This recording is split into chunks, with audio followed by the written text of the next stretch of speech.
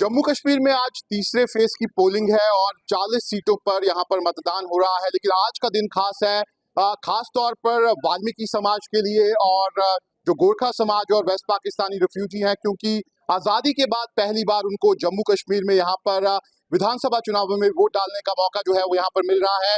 हमारे साथ यहाँ पर निकिता हैं, उनसे यहाँ पर बात करते हैं। निकिता, पहली बार आज ये वोट डाल के पहले तो कितनी खुशी है और कब से इंतजार कर रही थी आप? सर, मैं फ़र्स्ट टाइम वोटर हूँ। आप देखेंगे 50 से 60 प्लस जो लोग हैं वो फ़र्स्ट टाइम वोट कर रहे हैं।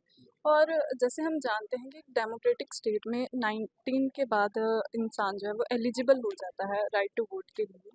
लेकिन हमारे साथ नाइंसाफ़ी हुई, हमारे जो ह्यूमन राइट्स हैं उनका वायलेशन हुआ और हमें कोई हक-हकूक़ नहीं दिया गया और हमें हमेशा हमारे हकों से वंचित रखा गया है। तो ये सब कुछ एब्रोगेशन के बाद पॉसिबल हो पाया है कि हम वोट कर पा रहे हैं। हाँ, आज हम पहली बार वोट कर पा रहे हैं और ये सब कुछ बीजेपी गवर्नमेंट की वजह से मुमकिन हो पाया।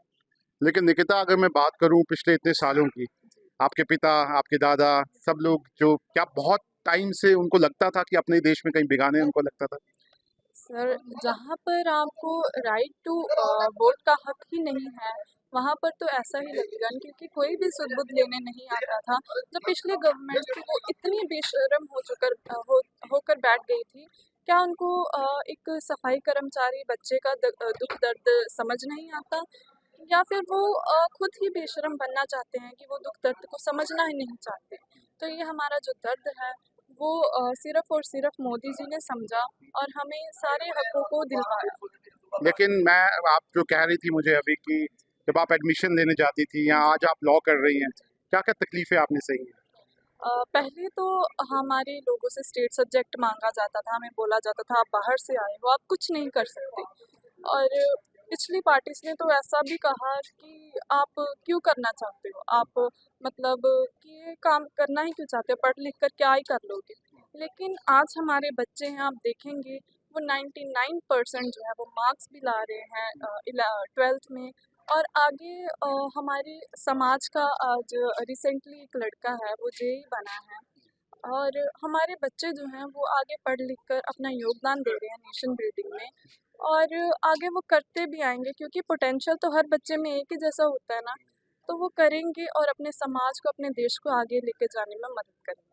लेकिन मैं अगर बात करूं कि ये सफ़र ख़ास तौर पर आपके तो ठीक है, आप लॉ कर रही हैं, लेकिन आपके पिताजी जो सफाई कर्मचारी थे, उन्होंने कैसे कितनी दिक्कतें झेली और आपको यहाँ तक पहुँचाया? अ, हमारे पेरेंट्स जो हैं वो 7 बजे हमें सोते हुए ही छोड़कर जो है वो चले जाते थे और बहुत सारा उन्होंने स्ट्रगल किया। आज हम इस मुकाम तक पहुँचे हैं कि हम एलएलबी कर पाएँ, तो ये सिर्फ़ और सिर्फ़ हमारे पेरेंट्स की जो हार्ड वर्क है उसका नतीजा। और प्राइम मिनिस्टर नरेंद्र मोदी जिन्होंने एक बड़ा स्टेप लिया, 370 हटाया, आपको लगता था कभी कि ये 370 हट पाएगा यहाँ जम्मू कश्मीर से? अगर और कोई सरकारें होती तो ये तो सिर्फ़ सपना ही रह जाता, लेकिन बीजेपी गवर्नमेंट ने हमारे दुःख को समझा। ये एक ब्लैक लॉ की तरह था और इसको हटाकर जो है वो हमारे सपनों को उजागर किया। चुनाव चल रहे हैं, सब लोग चुनाव में प्रचार भी कर रहे हैं, सारी चीज़ें कर रहे हैं, कोई पार्टी जीत कर आएगी, लेकिन आपको लगता है आपकी जीत हो चुकी है पहले ही? हमारी जीत हो चुकी है और आगे हम हमारे लिए जिसने काम किया है हम उसकी भी जीत करवाएँगे। और अगर मैं एज़ अ यंगस्टर्स आपसे बात करूं, तो क्या इश्यूज़ आपने इस बार देखे? आपको लगता है कि जिनको एड्रेस करना इस समय जम्मू कश्मीर में बहुत ज़रूरी है? हमारा तो मैं तो अपने कम्युनिटी को रिप्रेज़ेंट करूँगी कि हमारा तो सबसे बड़ा इश्यू ही यही था, हमारे जितने भी हर्डल्स आएँगे, सिर्फ़ और सिर्फ़ 370 की वजह से आए और ये जो एक हर्डल था ये बीजेपी गवर्नमेंट ने हटाकर हमारे लिए सारे रास्ते खोल दिए हैं, हमारे लिए तरक्की के रास्ते खोल दिए हैं, हमारे लिए पढ़ने-लिखने के रास्ते खोल दिए हैं, हमारे बच्चों के लिए बिज़नेस करने के रास्ते खोल दिए हैं। तो अब मुझे ये नहीं लगता कि हमारे लिए अब कोई हर्डल रह चुका है।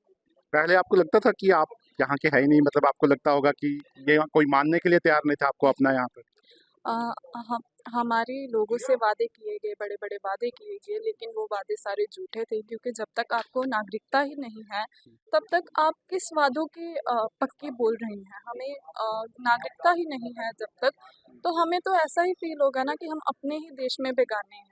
बल्कि हम तो कहीं बाहर से नहीं आए, हमें यहाँ लाया गया पंजाब से और हमारे लोग यहाँ सेवा करने के लिए आए, लेकिन जम्मू की गवर्नमेंट ने ये सब कुछ देखा नहीं और हमें अनदेखा करते रहे इसलिए। ठीक है, तो आप देख सकते हैं ये हैं निकिता, और किस तरीके से 1957 में के बाद लगातार स्ट्रगल जो है वो यहाँ पर वाल्मीकि समाज का, वेस्ट पाकिस्तानी रिफ्यूजीज का और साथ ही साथ गोरखा समाज का यहाँ पर चल रहा था। लेकिन जब धारा 370 यहाँ पर गई उसके बाद अब ये जो वाल्मीकि समाज है इनके डोमोसाइल्स जो हैं वो भी यहाँ पर बन गए हैं और आज इन्हें काफी सालों के बाद यहाँ पर जम्मू कश्मीर असेंबली जो है उसमें वोट डालने का अधिकार मिला है। और अब निकिता जैसे जो बच्चे हैं वो आज अपनी एजुकेशन को भी आगे ले जा पा रहे हैं और जो राइट्स जम्मू कश्मीर में यहाँ पर दूसरे लोगों को थे वो आज इन्हें भी मिल गए हैं। वीडियो जर्नलिस्ट इजाज अहमद के साथ शाहनवाज खान, न्यूज नेशन, जम्मू।